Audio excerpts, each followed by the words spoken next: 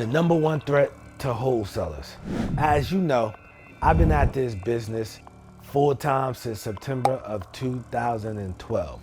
I've been involved in real estate since 2007. And as the popularity grows with ideally wholesaling real estate, more and more people get involved, which that's a good thing. People want to create their own financial independence. It also can be a bad thing depending on who's involved. Every year, at least once, wholesaling goes under the magnifying glass because of what one or a few people have done. And apparently it's that time of year, but it's getting really serious. I have some connections here in North Carolina, and it looks like legislation will potentially be coming down soon. How will that turn out? We don't know. What did Illinois do? Illinois, well, they made everybody get a license. You're allowed one wholesale deal without a license, but they made everybody get a license, okay? What did the municipality of Philadelphia do? They made everybody get some type of permit. You have to go to wholesale houses, etc., to get some permit, and you have to give proper disclosure. Ohio, years ago, once banned the public sale of wholesale deals. So either you had to have a buyer's list, your paperwork had to be tight, and you had to disclose that you're only selling contracts, okay? And I don't know the exact legislature, but you can look into that to find out more.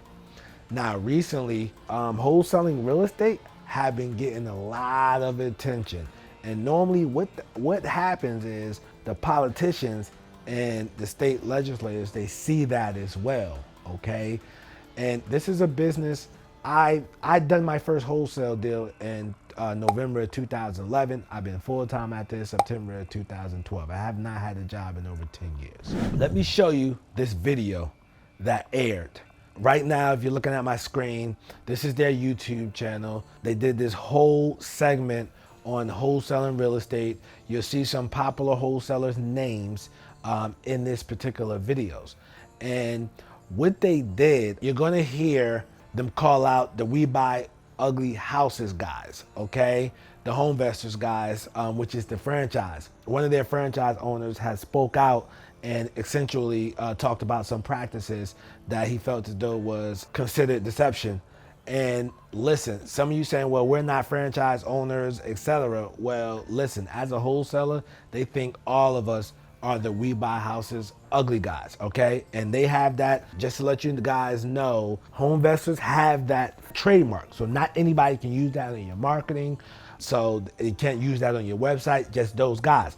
But don't look at it as those guys, because when legislation happens, it's not just going to affect those guys, it affects everybody. So the number one threat to wholesalers are unethical, terrible wholesalers. So recently in my state and other states that's getting attention, someone went to someone elderly, okay? Got a house for, let's say, $30,000, right? The next day, they resold the house for $95,000 from an elderly woman. So the son, who's an attorney, seen this and reported it to the state, okay? Now, in the video I showed earlier, I put on my screen, apparently this has been going on in multiple places, etc. Now, let me say this to you guys, right? If you walk into a property and there's somebody elderly, an elderly woman, an elderly man, ask her, hey, do you have any children? Do you have someone else? I just don't want it to look like I'm taking advantage of you. I want to make sure that everybody knows what's going on so you can have a discussion with the family, etc. Okay? You need to do these things, right? If you will feel disrespected if somebody did that to your mom, don't do that to someone else. This is the biggest threat to this wholesaling industry. People doing things like this, right? So that person got the house for 30, next day sold it for 95,000. The son, who's an attorney, felt some type of way, as any child would. Like, yo, what? I mean, my grandma got ripped off by these guys. They want to know, is there any repercussion? However, with this wholesaling thing, we're not governed by anything. So that's why legislation has to come down. So in Illinois, they made those guys get a license. So now you have a license, you're governed by something. So if you do that with your real estate license, hey man, you in big trouble. You got to see the board. And some of these things that investors do that you go to the board, realtors can get charged crimes for and felonies for some of the stuff that they do. Okay, so with that being said, like for example, a realtor cannot take a property subject to, at least not in North Carolina. That's considered fraud, and you can be charged with a crime for that. All right, investors, we're not regulated by anything, right? And what happens is greed happens. People go out and do the wrong thing. Why would you do this to this elderly person? If there's an elderly person, this is what I do. This is the approach I take. I say, hey, Mrs. Johnson, do you have a child, a sibling, a neighbor, somebody who can just watch this transaction and make sure that we're full aware of what's going on? All right, so that's something that, we should do. We should want to do the right thing. If you wouldn't do it to your mother, don't do it to them. It's been multiple times, whereas a seller is saying, hey, just give me $10,000 for it, and I know it's worth 50. I might show it with a contract, like, hey, I could pay a little more. I might show it with a contract with $30,000 and give them more than what was expected, right? You have to keep in mind of the way you move and what you do, all right? When you're dealing with elderly people, because listen, man, this whole industry, they can shut this down, Listen, they can say, hey, well, you know what? You can't wholesale here. You can't do that in this particular state, all because of a few bad apples. When a lot of us are out here just trying to do the right thing. The people we deal with, they can't just go list their houses. Their houses look like this. Their houses need a lot of work. We go after value add stuff. We go after stuff whereas their realtor said, hey, listen, I'll list it, just fix it up. And they go talk to a contractor and the contractor says, hey, well, it'd be $18,000. They don't have $18,000 and they have to deal with us, okay? So those are the type of people we deal with. We don't deal with people who want to sell. We deal with people that need to sell, okay? Not want, but they need to, okay? Because there's things going on, all right? And they don't have time to list. I don't know. I'm a flipper as well, guys.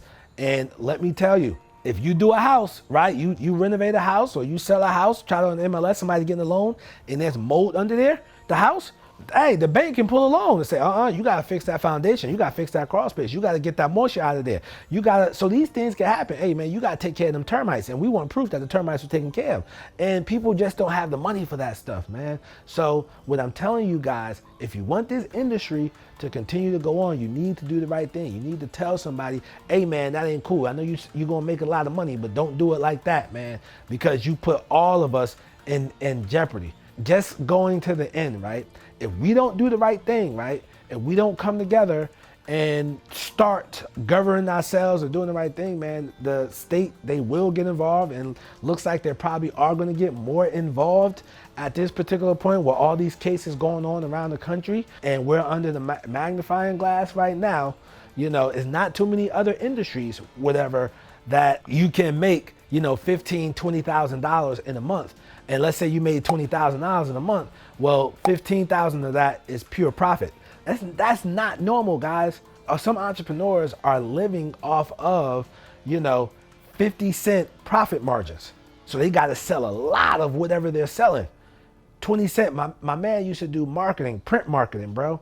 He said, man, he quit to do real estate because he said the profit margins were totally different. He said, man, I would have to sell a lot of mail to make a profit because my profit was only a few cents off of each mailing piece. So I got to sell thousands of pieces of mail a month. So I'm talking to different entrepreneurs and telling them to do marketing. But when I got into real estate, man, one deal, I can make $20,000, $30,000. Man, it's a no-brainer. So with that being said, guys, I just want to remind you guys to do the right thing. All right.